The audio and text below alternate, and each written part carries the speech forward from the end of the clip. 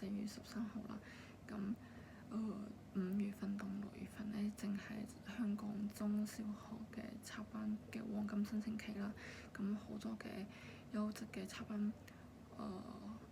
名額咧，正在開放申請嘅。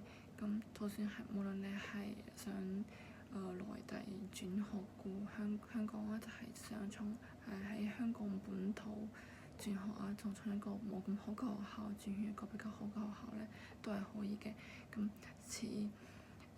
就算係細路仔成績中等啊，都可以去嘗試去入去到校風好、師資好強同埋英文強嘅學校嘅。